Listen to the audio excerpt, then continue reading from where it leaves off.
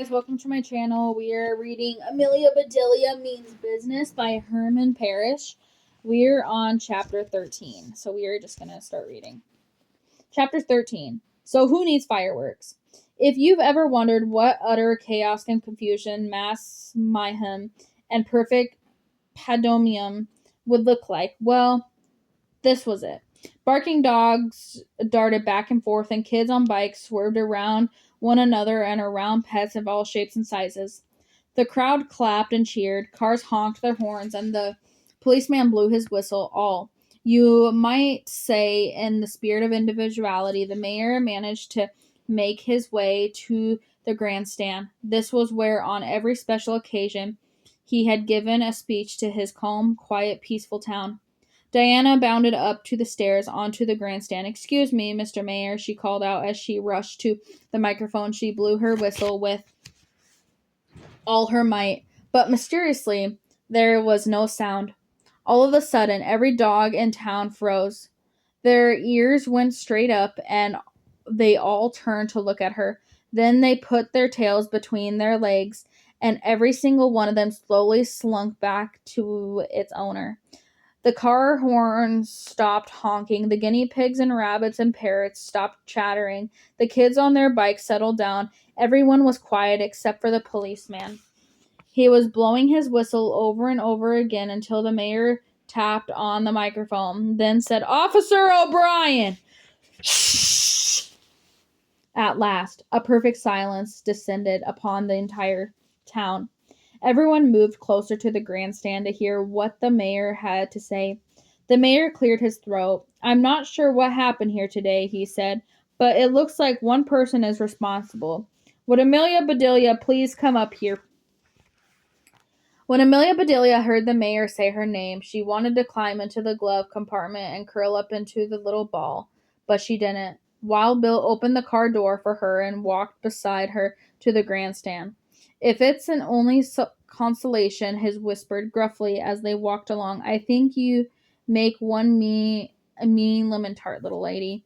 "I didn't make it to be mean," said Amelia Bedelia. "I made it to apologize." "Apology accepted," said Wild Bill. Amelia Bedelia wasn't sure what to do. Her tarts had caused this. She was to blame. What if the mayor made her pay to clean up the mess? Because there certainly was a big mess. Then she would never have enough money to get a new bike. And now she couldn't even jump on her own bike and escape. Her bike, her first sweet, wonderful, one and only bike, was flatter with a chocolate brownie pancake. She was too tired to escape anyways. Besides, it's tough to blend in with a giant lemon stuck on your head. Her parents met her at the steps to the grandstand. Her dad gave her a thumbs up. Her mom took off the big lemon helmet. Amelia Bedelia trotted up the stairs to meet the mayor and her doom. The mayor shook her parents' hands. Then he brought Amelia Bedelia forward to stand next to him at the microphone. "I was born and raised here," he said, "so I can safely say that this town had seen more excitement in the past 15 minutes than it has in the past 50 years. As your mayor, I want to say that is a good thing. When it comes to excitement, Amelia Bedelia means business." People in the crowd began to nod their heads in agreement. Amelia Bedelia could hear kids from school screaming and hollering and whistling. She could see Suzanne smiling, and Joy and Holly and Clay laughing and smiling together. Everyone knew that they would talk about this day for years to come. Then Wild Bill stepped forward to the microphone, his hat in his hands. "Mr. Mayor, everyone in town knows that I've had my differences with this little lady. However, I've come to admire her spirit.